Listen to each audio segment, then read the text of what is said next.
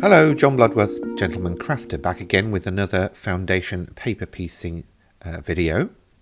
This time around I'll be showing you how to do the 12 triangles, and if you're unfamiliar with these videos you can download the pattern and the cutting guide from my blog gentlemancrafter.com.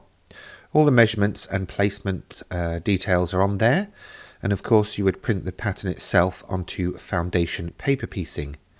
Now, I'm going to admit something right from the start here. I made a boob. Basically, you would work on the reverse of this pattern and not stick it to the front as I'm showing you. That's just a top tip. Basically, for this pattern though, it won't really matter because it's actually a flipped and mirrored design. So basically it's the same whichever way you would look at it. So it's not going to cause us too much of an issue. But when you're doing it, just make sure work on the back.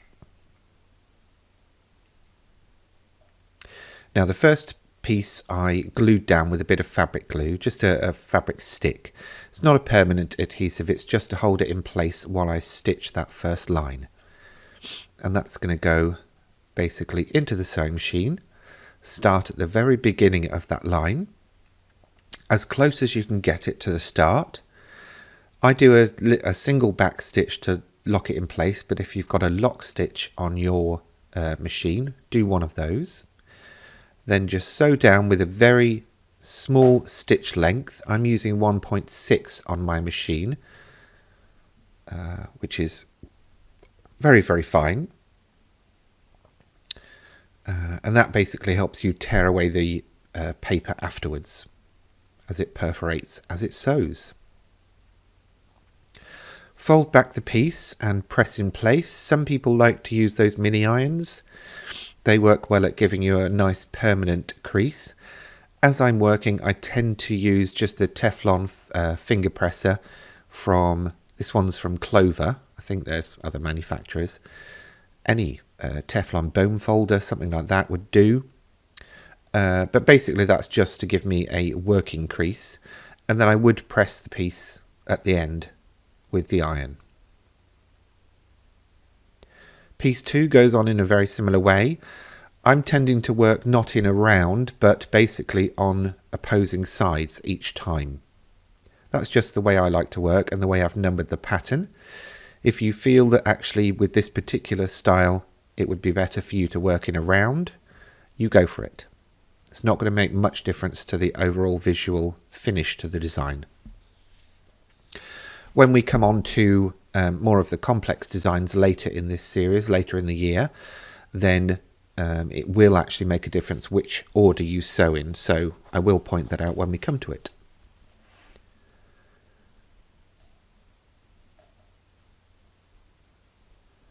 I've done the cutting guide, by the way, so that you're basically cutting squares initially and then cutting those squares into triangles for this particular design. And that's just really to save time and waste. If you want to fussy cut different pieces, then you might need to adjust those cutting details or even create stencils from the cutting guide and use those to cut your fabric.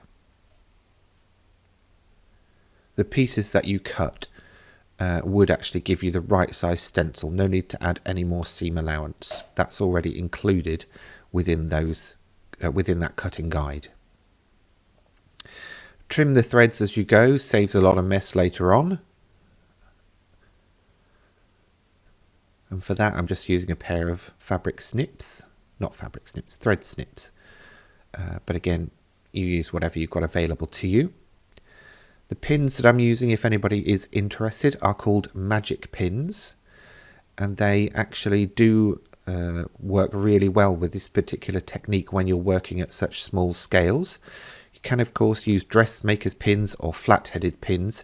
Just try and avoid the pin getting under the foot of the sewing machine because that might send your stitch lines off just a little bit. And when you're working at this scale, that may make a difference to the visual finish of the design. As you can see, this comes together quite quickly. So if you're planning on making a larger project, you could print out the pattern sheet that's got 4 blocks on it. and that's just to basically save you paper.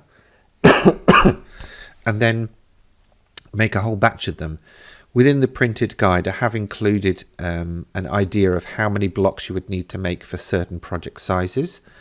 But if you are working to a specific size for your needs, then just work out how many 3-inch blocks you would need to make that size, or just beyond.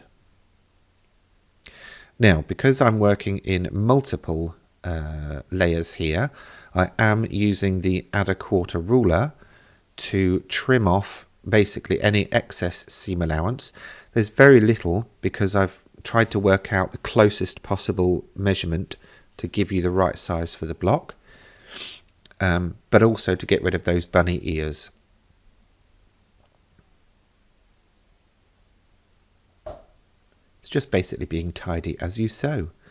I'm using a piece of card to fold against to give me a nice crisp clean line, and that also gives the lip of the add a quarter ruler to grip onto.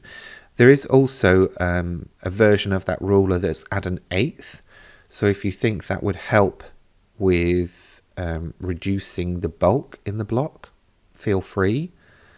Again, not going to make too much of a difference to the overall size, but make sure that you are working to the 1/4 inch, the 1/4 inch when you're positioning the next pieces, because that will make a difference. Long story short, using the add a quarter will basically give you the same results that I'm getting. And you won't have to think about it. You can just enjoy the sewing. As ever, if you want to share your progress as you're making each of these blocks, please feel free to join the Facebook group that I've set up to do just that. There's a few of us there already, and some of you have already shared your progress, which is nice. Thank you very much for that. I'm going to be interested to see what fabric choices you make and whether you stitch all the blocks together to give you like a sampler quilt. There will be 50 overall. I'm planning to do 50 over the course of 2022.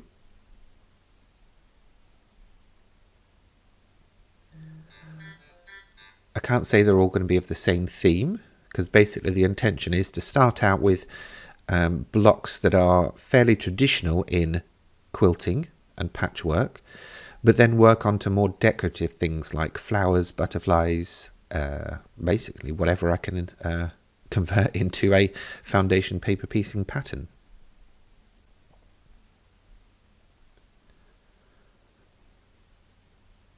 On that point, if there are any specific blocks that you would like to see that you think would work well at the 3-inch size, then please feel free to leave a comment in the comment section of the YouTube video, or of course over on my blog gentlemancrafter.com, wherever you find these particular blog posts.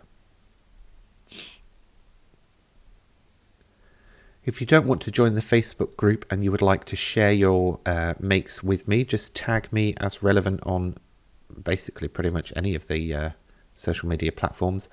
I'm not a fan of Twitter, so I only tend to go on there once in a while, but I'm fairly regularly on Facebook and Instagram, basically because of all the other stuff I do, so feel free. I've put links to all of those in the comments in the description section on the YouTube video, but with the blog you'll find the links at the top of the page. So I'm currently working on the second round of triangles, and if you're wondering, by the way, this patch is called 12 triangles purely because you use 12 triangles.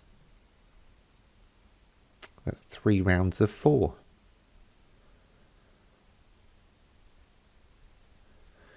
As you can see, the beauty of this foundation paper piecing method for forming your quilt blocks is the fact that those points of the inner square literally just touch the next round. And that's one of the reasons that I love this technique. The other is that I generally don't have to think too much once the pattern's formed. I can just enjoy the sewing part of things. So it's nice and relaxing to do while you've got the telly on. I must admit, I watch a lot of true crime documentaries lately. Not sure if that's a good thing or a bad thing, but at least I can focus on what's going on and don't lose the plot, especially if there's a few episodes. Mind you, if I wasn't doing that, maybe I wouldn't have stuck the square to the front. Anyway, there we go. Now, you probably tell this is very similar to the first two blocks in this series, but basically what we're doing each time is adding another round. And I wanted to do this to show you that basically we start out very simple, but we can get complex and work with very small pieces with this technique. If not working with something like the paper, the foundation paper, your sewing machine can sometimes drag the fabric into the machine, which causes things to become misaligned and basically just look quite unprofessional in my opinion.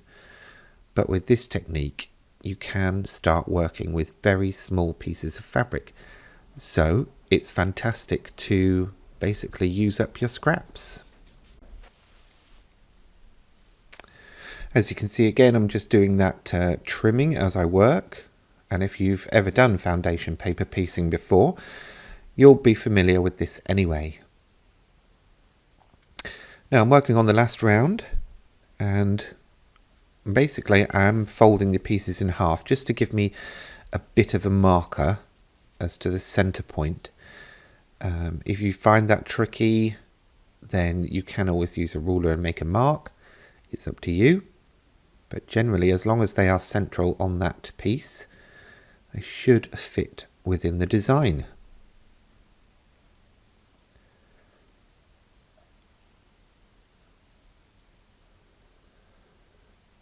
If you're making multiple blocks, you could always batch do them. So you're doing like piece 1 first, then on all the blocks, and then piece 2, and so on and so forth. Up to you.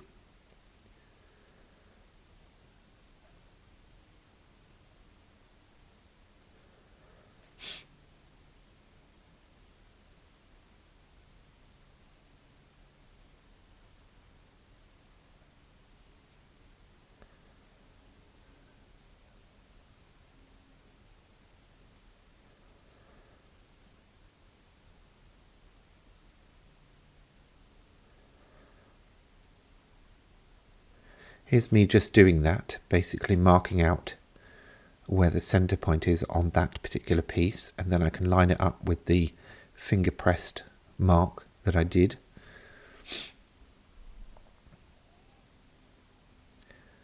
These are all just things that you kind of pick up as you go. They're not necessarily in any books anywhere. They're just ways of working that work for me.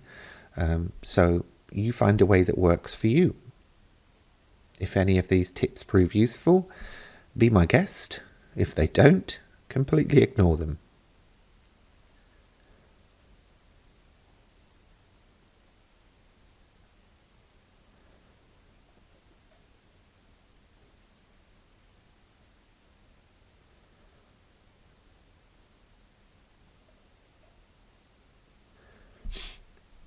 If you do go slightly skew-whiff, you can always unpick your stitching because it's not, a massive seam on a shirt or something, and then basically work it again.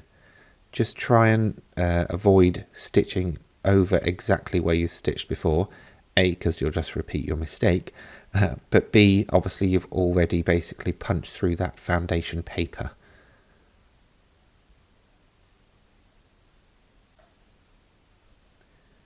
I think one key tip that I can give you is just take your time, be patient, and enjoy being in the moment and sewing.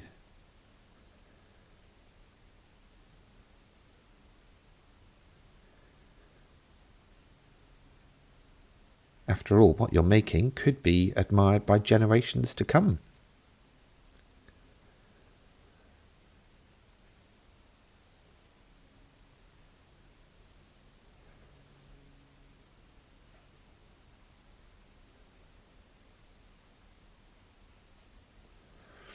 Okay, one more piece before we do the final trim. And then that will be our 12 triangles block finished.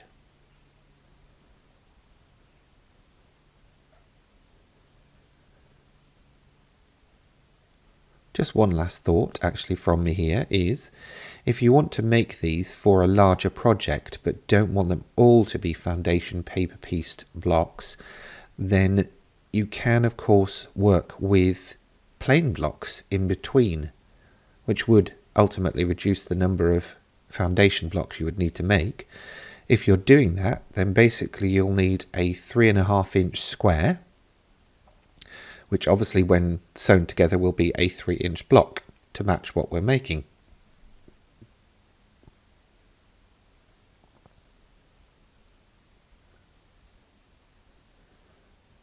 Okay, that's the last piece in. Now just the final trim, which is basically to cut everything down to the solid border. Not with the card and not folding back, we're just cutting down with any kind of quilting ruler and your rotary cutting blade to the final 1/4 inch border.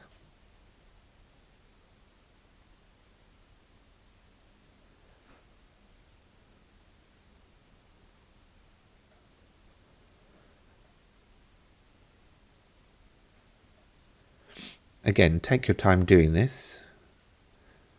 Neatness does count.